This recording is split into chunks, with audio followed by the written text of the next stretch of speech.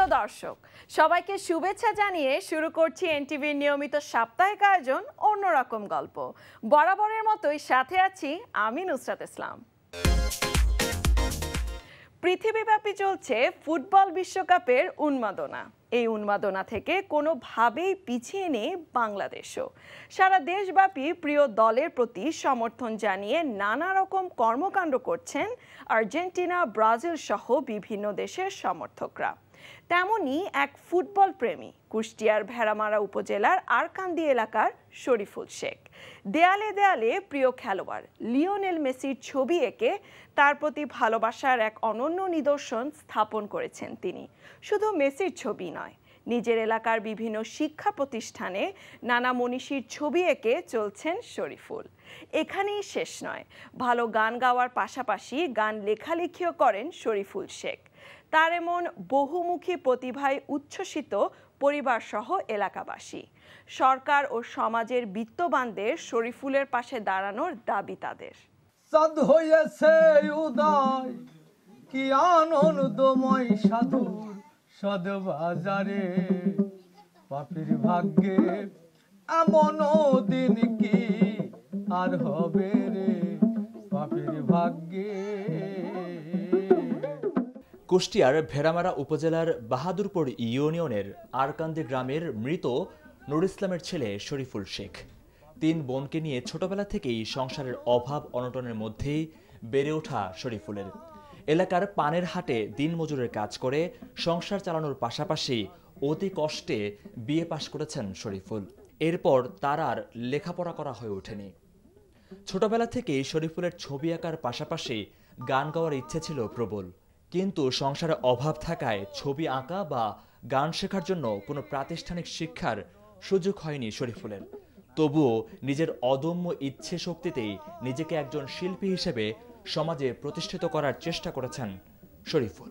কেঁদে বলে লালন ফকির, কে মোরে দেখাইবে এমন মানব সমাজ, কবে গো কবে গো সৃজন হবে। নিজের উপলব্ধি থেকে এলাকার বিভিন্ন শিক্ষা প্রতিষ্ঠানের দেয়ালে দেয়ালে লালন, রবীন্দ্রনাথ সহ অনেক মনীষীর ছবি এঁকেছেন তিনি। প্রতিদিনই শরীফুলের বাড়িতে বসে গানের আসর। শরীফুলের গান শুনতে তার বাড়িতে ভিড় জমায় এলাকার সব বয়সের মানুষ। শুধু বাড়িতেই নয়, বছরে 2 বার লালনের অনুষ্ঠান সহ জেলার বিভিন্ন অনুষ্ঠানে গান পরিবেশন করেন শরীফুল। এছাড়াও গান লেখালেখিও করেন তিনি।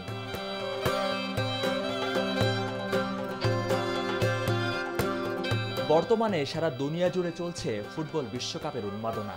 বাংলাদেশেও প্রিয় দলের প্রতি সমর্থন জানিয়ে পতাকা টাঙানো সহ নানা রকম কর্মকাণ্ড করছেন আর্জেন্টিনা, ব্রাজিল সহ বিভিন্ন দলের সমর্থকরা। তেমনই এক ফুটবল প্রেমী শরীফুল শেখ, ছোটবেলা থেকেই সেই আর্জেন্টিনার সমর্থক। দেয়ালে দেয়ালে প্রিয় খেলোয়াড় লিওনেল মেসির ছবি এঁকে তার প্রতি ভালোবাসার এক অনন্য নিদর্শন স্থাপন করেছেন তিনি। প্রতিদিনই শরীফুলের আঁকা লিওনেল মেসির ছবি দেখতে ভিড় করছেন এলাকাবাসী। গান আমি লোকগানের সাথে মেইনলি জড়িত। লালন শাহর গান তো আমি নিয়মিত মঞ্চ পারফর্মার, সেই সাথে আমি লোকগান তৈরি করি, সেটাও আমি গাই বা অন্যদের দিয়ে গাওয়াই। আমি লালন শাহর উপরে একবার ইন্ডিয়া ট্যুর করেছি আপনার সার্ক শীর্ষ সুফি কনফারেন্সে, যেটা লালন গবেষণার অনেক বড় অনুষ্ঠান ছিল। বাংলা একাডেমির হয়ে আমি ইন্ডিয়া গেছিলাম। তাছাড়া বাংলা একাডেমি, শিল্পকলা একাডেমি বা লালন কেন্দ্রিক অনুষ্ঠানগুলো মোটামুটি করি আর কি। তবে এরকম প্রফেশনাল বা কমার্শিয়াল না, নিজের একান্ত ভালো লাগার পুরই বেশি সময় থাকি। মানে যে সময় মানুষ ছাত্র থাকে সেই সময় শ্রমিক ছিলাম, এখনও শ্রমিক, রং তুলি, পেইন্টিংয়ের পুরই চলে। একাডেমিক ক্যারিয়ার বলার মতো না আর কি। চাওয়া বলতে যে একজন সৃষ্টিশীল মানুষ সবসময় চায় যে তার সৃষ্টিগুলো মানুষের মধ্যে যাক, বিকাশ পাক, মানুষ জানুক যে আমি এটা করি, এটাই তো সবচেয়ে বড় চাওয়া। এভাবে তো আমাদের দেশে এইগুলো তো ওভাবে গভর্নমেন্ট ইয়া করে না, তবে লোক বিষয়টা নিয়ে সরকার কাজ করে। সেক্ষেত্রে তো অবশ্যই সরকারের কাছে চাওয়া থাকে যে আমাদের যে আবহমান বাংলার লোক সংস্কৃতি, এটা যেন পূর্ণ বিকাশ পায়। শরীফুল শেখের এমন নানামুখী প্রতিভায় উদ্ভাসিত তার পরিবার সহ এলাকাবাসী। তারা বলছেন পৃষ্ঠপোষকতা পেলে শরীফুল জাতীয় পর্যায়ে অনেক কিছু করতে পারবে। তাই সরকার সহ সমাজের বিত্তবানদের শরীফুলের পাশে দাঁড়ানোর দাবি তাদের। শরীফুল ছোটবেলা থেকে দারিদ্র ফ্যামিলির ছেলে, সে শিশু শ্রম দিত এবং অনেক মানুষের বিভিন্ন বড় বড় মানুষদের ছবি আসে, রাজনৈতিক নেতা, কবি, সাহিত্যিকের ছবি সে অনেক ছোটবেলা থেকেই আঁকে, কিন্তু এবং গান লিখে, গান সুর করে, গান গায়, সব মিলে সে মোটামুটি ভালো করে। কিন্তু এখন সারা পৃথিবীর ন্যায় বাংলাদেশেও চলছে বিশ্বকাপ উন্মাদনা। সেইখান থেকে মেসি ভক্ত, তার মেসির পুরো আকৃষ্ট হয়ে সে ভাবে যে আমি মেসির একটা ছবি আঁকা দরকার। সেখান থেকে মেসির একটা সুন্দর ছবি আঁকছে, সেটা আপনারা দেখছেন, অনেক ভালো আঁকে। আমার একটাই ছেলে, বাপ 2 মেয়ের পেটে ওই ছেলে হয়েছিল। ওর আব্বা খুবই ভালোবাসতো, লেখাপড়াও শিখতে দিল, কিন্তু আমরা একটা বিপদগ্রস্ত লেখছিলাম, সেজন্য ছেলেটাকে ভালোভাবে মেলা উচ্চ শিক্ষায় শিক্ষিত করতে আমরা পারিনি। মেয়েগুলি যা হলো, কিন্তু ও ডিগ্রি পাস, সাধারণ ডিগ্রি পাসে তো কিছু হয় না। তাই কিন্তু ও ছোটোবেলা থেকে আর্ট করা শিখেছে, ছোটোবেলা থেকে গান বাজনা করে, কিন্তু আমরা আবার বেশিরভাগ একটু নামাজ কালাম বুঝি। ওর আব্বাও করতো, আমরাও বুঝি, কিন্তু ও একটু গানের ভিতর দিয়ে বেশি চলে। আমার ভাই একজন মানবতাবাদী মানুষ, বরাবর সে গান বাজনা, ছবি আঁকা, এগুলোই তার ধ্যান ধারণা, এগুলোকে সে খুব ভালোবাসে, পছন্দ করে। আমি চাই তার স্বপ্ন পূরণ হোক এবং যে স্বপ্ন নিয়ে যে চলে এটা পূরণ হোক, এবং সারা দেশের মানুষ এবং সমস্ত পৃথিবীর মানুষ জানুক যে সে একজন মানবতাবাদী মানুষ এবং সে কি করতে চায়। গান গাইছে, গান শিখছে, এটাও একান্তই হচ্ছে শখ। এখানে যে একটা ভালো উস্তাদের কোনো যে শিষ্যত্ব নিয়ে যে প্র্যাকটিস করবি সেই সুযোগ সে পায়নি। এইভাবে আস্তে আস্তে হচ্ছে এটা এক ধরনের গড গিফটেড আমি মনে করি। তার ভিতরে অনেক প্রতিভা আছে, এই প্রতিভারই বহিঃপ্রকাশ এটা। এখানে আমরা আসছি, শরীফুল গান করে, আমার আঙ্কেল, তো সে প্রতিদিনই বাড়িতে গান করে, আমাদের খুব ভালো লাগে গানটা শুনতে। প্রতিদিন আমরা পাশের বাড়িতে থাকি, গানটা শুনতে আসি। সে আর্ট করে, অনেক স্কুলে আর্ট করে বেড়ায়, সব জায়গাতে তার ভালো নামটা। লালনের ছবি আগে তার পাশাপাশি তিনি লালন চর্চা করেন, এগুলো আমরা অনেকদিন ধরে তার সাথে আছি, আমরা তার সাফল্য কামনা করি। আমাদের শরীফুল ভাই, আমার আর্জেন্টিনার তারকা ফুটবলার মেসি ভাইকে আর্ট করেছে, অসাধারণ হয়েছে। আমরা শরীফুল ভাইয়ের জন্য অনেক দোয়া করি যেন আরও ভালো কিছু আমাদের জন্য উপহার দেয় এবং এই প্রতিভা সারা বাংলাদেশে ছড়িয়ে যায়। আমি নিজে একজন আর্জেন্টিনার ভক্ত। শরীফুল ভাই এখানে আর্জেন্টিনার ছবি আঁকছে, মেসির ছবি আঁকছে, ছবিটা অনেক সুন্দর হয়েছে। আমরা দোয়া করি যেন শরীফুল ভাই আরও ভালো ছবি আঁকতে পারে। পৃষ্ঠপোষকতা পেলে শরীফুল ভালো প্রতিভার স্বাক্ষর রাখবে দাবি করে স্থানীয় চেয়ারম্যান বলছেন, শরীফুলের প্রতিভা বিকাশের জন্য সার্বিক সহযোগিতা করা হবে। আমার পরামর্শ, ওর যে কোনো একটা দিকে থাকা উচিত। যদি ভালো পৃষ্ঠপোষক পায় তাহলে হয়তো সেই শিক্ষক তাকে, সেই পৃষ্ঠপোষক তাকে যে কোনো একটা নির্দিষ্ট জায়গায় নিয়ে যাবে। আমি আশা করি যেহেতু আমার ইউনিয়নের ছেলে, ওর উত্থানের জন্য, ওর প্রতিভা বিকাশের জন্য যতটুকু সাহায্য সহযোগিতার দরকার আমি আমার ইউনিয়ন চেয়ারম্যান হিসাবে এবং আমি ওর এলাকার স্কুলের বড় ভাই হিসাবে আমি সার্বিক সহযোগিতা করবো ইনশাল্লাহ। কোনো আশ্বাস নয়, বহুমুখী প্রতিভার অধিকারী শরীফুল শেখের প্রতিভা বিকাশে সরকার সহ সমাজের বিত্তবানরা এগিয়ে আসবে, এমনটাই প্রত্যাশা সংশ্লিষ্টদের। সভায় তবে মন আমায় আবার জানো ফেলিস না রে, বাপের ভাগ্যে এমন দিন কি আর হবে রে, বাপের ভাগ্যে। জাতির পিতা বঙ্গবন্ধু শেখ মুজিবুর রহমানের স্মৃতি বিজড়িত গোপালগঞ্জের টুঙ্গিপাড়া উপজেলার মধুমতি নদীতে গ্রাম বাংলার ঐতিহ্যবাহী নৌকাবাইচ প্রতিযোগিতা অনুষ্ঠিত হয়। বাগেরহাট 2 আসনের সাংসদ শেখ শারহান নাসের তন্ময়ের উদ্যোগে এই নৌকাবাইচের আয়োজন করা হয়। এই নৌকাবাইচ দেখতে মধুমতি নদীর 2 পাড়ে ভিড় করে হাজারো দর্শনার্থী। গোপালগঞ্জ নদী ও বিল বাউড়ের এলাকা হিসেবে পরিচিত। কয়েকশো বছর ধরে এসব নদী ও বিল বাউড়ে বিভিন্ন অনুষ্ঠানে নৌকাবাইচ প্রতিযোগিতা ছিল অন্যতম। শনিবার বিকেলে টুঙ্গিপাড়ার মধুমতি নদীতে অনুষ্ঠিত নৌকাবাইচের উদ্বোধন করেন বাংলাদেশ আওয়ামী লীগের উপদেষ্টা মণ্ডলীর সদস্য কাজী আকরামউদ্দিন আহমদ।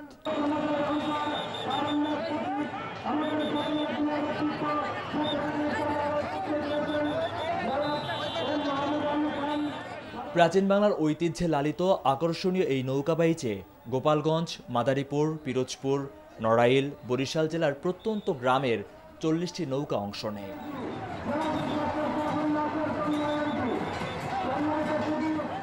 এর মধ্যে দৃষ্টি কাড়ে নারীদের নৌকা। পুরুষদের পাশাপাশি মহিলারাও অংশ নেন। নানা বর্ণে ও বিচিত্র সাজে সজ্জিত দৃষ্টিনন্দন এসব নৌকা প্রতিযোগিতা শুরু করে। পাটগাতি সেতু থেকে প্রায় 1 কিলোমিটার এলাকা জুড়ে কয়েক রাউন্ডে চলে এই বাইচ দেখে মুগ্ধ হন দর্শনার্থীরা।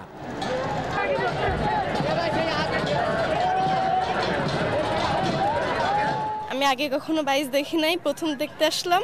বাইচ দেখে খুব ভালো লাগছে, প্রতি বছর ভাবে বাইচ দেখতে চাই। ছোটবেলায় একবার দেখেছিলাম নৌকাবাজ, আমাদের আজ 25-30 বছর আমাদের এই প্রজন্মের কেউ এইটা দেখতে পারেনি। আজ গোপালগঞ্জ, পিরোজপুর, বাগেরহাট এই 3 ডিস্ট্রিক্টের বিভিন্ন অন্যান্য ডিস্ট্রিক্ট থেকে আগত লক্ষাধিক লোক আজ যা আনন্দ উপভোগ করছে, এটা আমাদের গর্ব। আমরা সবাই পরিবারের টুঙ্গিপাড়া মধুমতি নদীতে নৌকাবাইজ দেখতে এসেছি। আগে পরে নৌকাবাইজ দেখি নাই, এই প্রথম নৌকাবাইজ দেখতেছি, খুবই আনন্দ লাগতেছে। আরো অনেক মানুষ দেখতে এসেছে।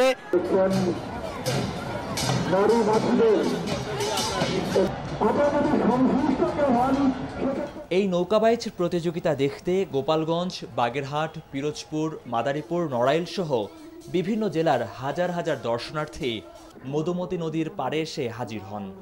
আনন্দ উপভোগের পাশাপাশি 2 জেলার লোকের মধ্যে তৈরি হয় সেতুবন্ধন।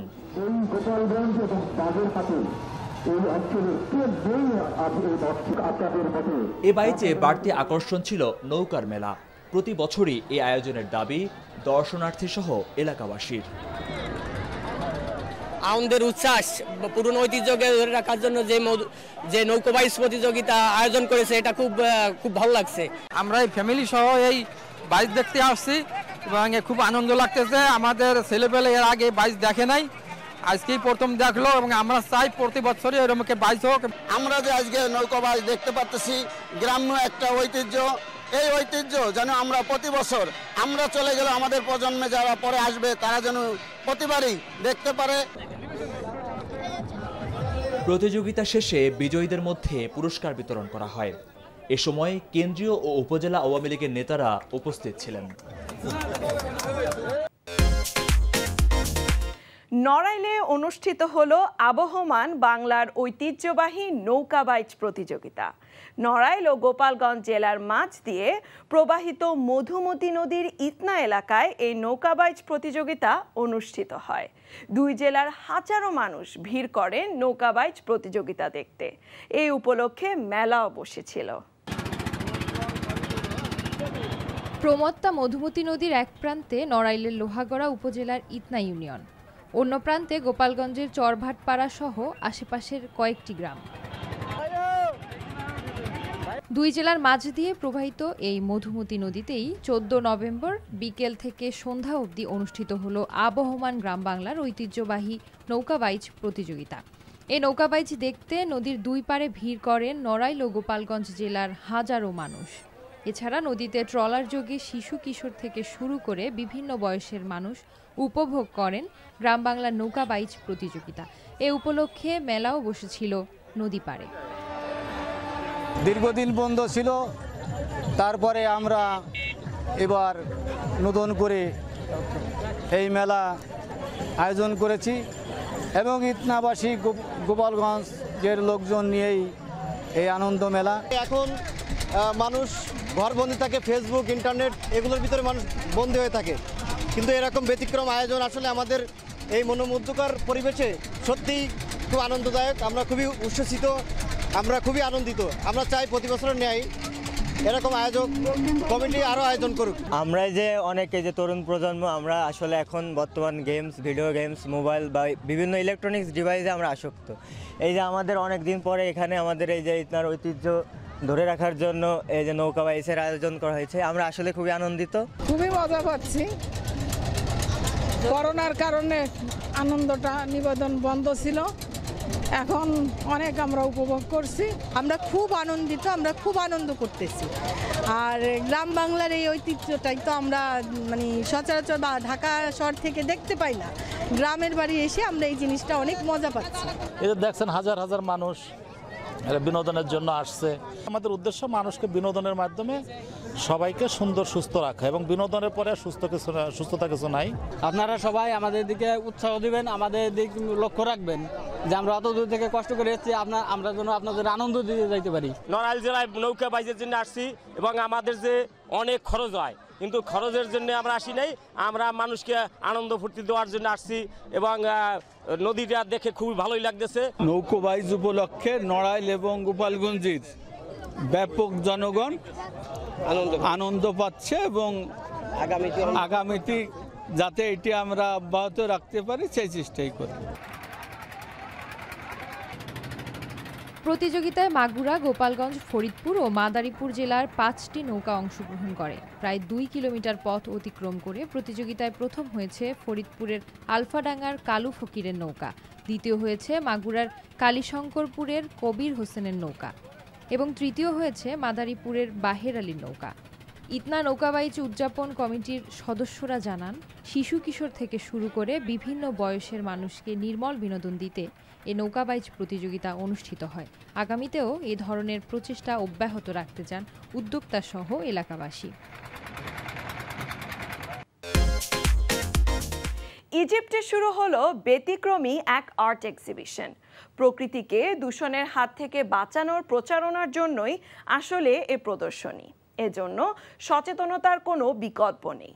নানা ধরনের রিসাইকেল দ্রব্য দিয়ে তৈরি করা হয়েছে এসব শিল্পকর্ম, যা সত্যি অনবদ্য।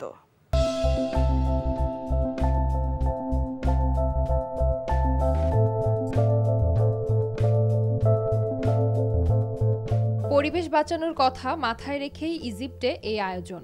পরিত্যক্ত জিনিসপত্র যেমন পলিথিন, প্লাস্টিক সামগ্রী যা কিনা আর কাজে লাগছে না, রিসাইকেল করে ব্যবহারযোগ্য, এগুলোর অনেক কিছুই পরিবেশের জন্য ক্ষতিকারক। এই সচেতনতা মানুষের ভেতর বাড়াতে হবে।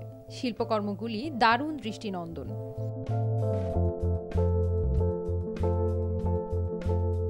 খোলা জায়গায় সবার জন্য উন্মুক্ত রাখা হয়েছে এসব শিল্পকর্ম। ইজিপ্টের নামকরা সব শিল্পী এবং ডিজাইনাররা তৈরি করেছেন এসব শিল্পকর্ম, যা দৃষ্টি আকর্ষণ করছে সবার।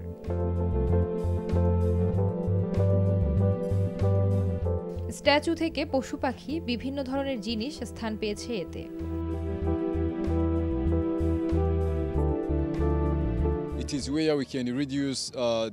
রিসাইক্লিং এমন একটি প্রক্রিয়া যার মাধ্যমে আমরা পরিবেশের দূষণ কমাতে পারি।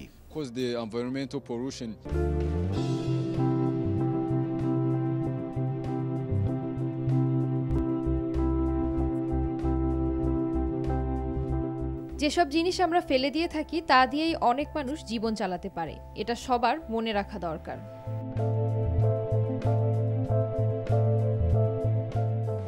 All the waste that we throw out could actually help someone earn a living. মানুষ ফেলে দেওয়া জিনিস দিয়ে অনেক কিছু তৈরি করতে পারে, শুধু উপার্জনই না, বাসাবাড়ির সৌন্দর্য বৃদ্ধি করতে পারে। And somebody can also beautify their house.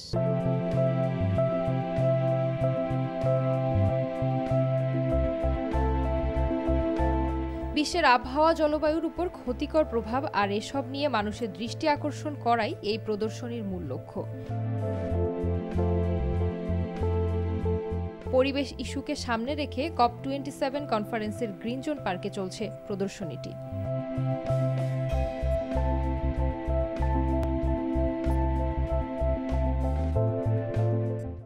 চলে এসেছি অনুষ্ঠানের একেবারে শেষ প্রান্তে। প্রতি সপ্তাহে দেশ বিদেশের বিস্ময়কর ও মজার সব খবর নিয়ে দেখা হবে আবারও।